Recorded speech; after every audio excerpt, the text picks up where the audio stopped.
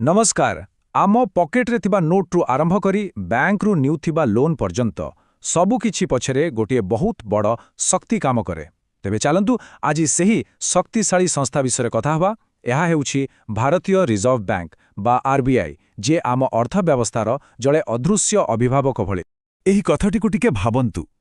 RBI ଗଠନ ହେବା ପୂର୍ବରୁ ଭାରତର ବ୍ୟାଙ୍କିଂ ବ୍ୟବସ୍ଥା ଠିକ୍ ଏକ ଦିଗହରା ଜାହାଜ ଭଳି ଥିଲା। କୌଣସି କେନ୍ଦ୍ରୀୟ ନିୟନ୍ତ୍ରଣ ନଥିଲା, କେବଳ ଥିଲା ବିଶୃଙ୍ଖଳା। ଆଉ ଲର୍ଡ କର୍ଜନଙ୍କର ଏହି କଥାଟି ସେହି ସମୟର ଅବସ୍ଥାକୁ ପୁରା ସଠିକ୍ ଭାବରେ ଦର୍ଶାଉଛି। ଆଚ୍ଛା, ତେବେ କଥା ହେଉଛି ଏହି ଯେଉଁ ଦିଗହରା ଜାହାଜ କଥା ଆମେ କହୁଛେ, ତାର ଅବସ୍ଥା ସତରେ କେମିତି ଥିଲା? ଚାଲନ୍ତୁ ଆରବିଆଇ ଆସିବା ପୂର୍ବରୁ ସେହି ଆର୍ଥିକ ଦୁନିଆ ଭିତରକୁ ଟିକେ ପଶି ଦେଖିବା। कल्पना करंतु सेतेबेले अनेक प्रकारर बैंक थिले। किछि थिले बड़ बड़ प्रेसिडेंसी बैंक, किछि यूरोपीय बैंक, आउ किछि छोट छोट भारतीय बैंक। समस्ते निज निज ढंगरे काम करुथिले, किंतु काहा भितरे कोनोसी ताळमेळ नथिला। माने अनेक कैप्टेन थिले, किंतु पूरा जहाजटाकू सठिक दिग देखैबा पई केही जणे मुखिया नथिले। ଆଉ ଏଇ ଯେଉଁ ବିଶୃଙ୍ଖଳା ଥିଲା, ତାକୁ ସଜାଡ଼ିବା ପାଇଁ ଗୋଟେ ବଡ଼ ପଦକ୍ଷେପର ଦରକାର ଥିଲା। ଆଉ ସେଠୁ ହିଁ ଆରମ୍ଭ ହେଲା ଭାରତୀୟ ରିଜର୍ଭ ବ୍ୟାଙ୍କର ଗଠନ ପ୍ରକ୍ରିୟା। देखंतु आरबीआई गोटे रातिरे तैयारी हेई जाइनी। एहार यात्रा 1926 मसीहारे गोटे विचाररू आरंभ होइथिला। 1935 रे एहा एक बेसरकारी संस्था भावे जन्म नेला, किंतु एहार प्रकृत शक्ति सेतेबेले बढ़िला जेतेबेले 1949 रे स्वाधीन भारत एहार जातीयकरण कला एवं परे 1969 रे अन्य बड़ बैंक गुड़िकु निज नियंत्रण को आनिला। हो, इतिहास तो बहुत है, किंतु आजिर दिन में आरबीआई रो प्रकृत काम कौन? चालंतु एहार सबुठु गुरुत्वपूर्ण शक्ति और दायित्वगुड़िक टिके सहज भाषा बुझा।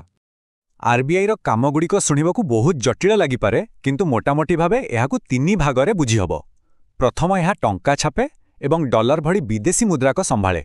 द्वितीय, एहा सबु बैंक मानकर बड़ भाई बा बॉस भली काम करे और सेमानक पई नियम तैयारी करे। और तृतीय, दरदाम वृद्धि को रोकिबा पई माने महंगा माड़ को कंट्रोल करिबा पई सुध आहार भली शक्तिशाली अस्त्र व्यवहार करे। आरबीआई रो सबुठु बड़ अस्त्र हेउची रेपो रेट। एहाकू एमिति बुझंतु, जेतेबेले बैंक मानंग पाखरे टंका कम पड़े, सेमाने आरबीआई ठारू ऋण नियंती। सेही ऋण उपरे जेउ सुध लागे ताहा ही रेपो रेट। जदि आरबीआई एही रेट बढ़ई दिए, तेबे बैंक पाई ऋण महंगा होई जाए और तार सीधा सड़क प्रभाव आम होम लोन आउ कार लोन किस्ती उपरे पड़े। आरबीआई रा आउ गोटिए उपकरण हेउची सीआरआर बा कैश रिजर्व रेशियो। एमिति भावंतु, एहा गोटे सेफ्टी डिपोजिट भले। प्रत्येक बैंक को तार ग्राहक मानकर जमा टंकारु किछि अंश आरबीआई पाखरे जरूरी पांठी भाबरे रखिबाकू पड़े। सेमाने सेही टंका को ऋण देई पारिबे नाही। जदि आरबीआई सीआरआर बढ़ई दिए, तेबे बैंकरंग पाखरे ऋण देबा पई कम टंका रहे और बजार रे टंकार प्रभाव कमी जाए। एहाकू बुझिबा पई गोटे गाड़ीर उदाहरण नेबा। रेपो रेट हेउछि अर्थव्यवस्थार एक्सिलरेटर। एहाकू कम कले बजार रे टंकार प्रवाह बढ़े और गाड़ीर बेग बढ़े। ठीक तार उल्टा हेउछि रिवर्स रेपो रेट, जहाँ गाड़ीर ब्रेक भली। जेतेबेले बजार रे अधिक टंका होई जाए, आरबीआई एही ब्रेक लगाई टंका को व्यवस्थारू टाणी आणे। थियोरी तो बहुत है, किंतु जेतेबेले प्रकृत रे कठिन परिस्थिति आसे, आरबीआई केमिति काम करे? चलंतु 2016 रो सेही घटना को मने पकेबा, जहाँ आरबीआई पई एक बड़ अग्नि परीक्षा थिला। सेदिन थिला नवेम्बर 8, 2016।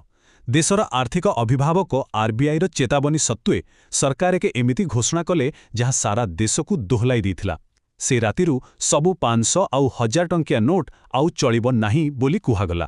तापरे आरंभ हेला लोकंकर पुराना नोट बदलैबार प्रक्रिया।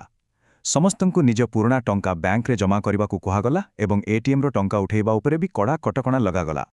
एही पदक्षेपर परिणाम मिश्रित थिला। गोटे पटे देश में नगद टंकार प्रबल अभाव देखागला। बैंक आउ एटीएम बाहर लंबा लंबा लाइन लागिला, किंतु अन्यपटे सरकारंक कहिबा अनुसारे एहार किछि भल प्रभाव भी पड़िला। जेमिति कि डिजिटल कारोबार बढ़िला आउ बहुत लोक टैक्स परिसर को आसिले। तेबे ए सबु कथारू आमे आरबीआई विषय रे कोन बुझिले? एहार प्रकृत गुरुत्व कोन? एहा आम पई काहेकि एते जरूरी? एथुरु गोटे कथा स्पष्ट, आरबीआई केवल गोटे बैंक नुहे। यह होची सेही मूलदुआ जे एक विशृंखलित व्यवस्था को एकाठी करी आधुनिक अर्थव्यवस्थार नियम पकेइछि। आज यह ही भारतर आर्थिक स्थिरतार सबुठारु बड़ एवं मजबूत स्तंभ। हेले कथाइटी सरुनी। गोटे बड़ प्रश्न एबे भी बाकी अछि। डिजिटल मुद्रा आउ बदलुथिबा दुनियार एही नुआ जुगरे आमर एही आर्थिक अभिभावककू भविष्यतर आह्वान पाई निजकू किपरि बदलाइबाकू पड़िबो। एहा ही आगामी दिनर सबुठारु बड़ चिंतार विषय। धन्यवाद।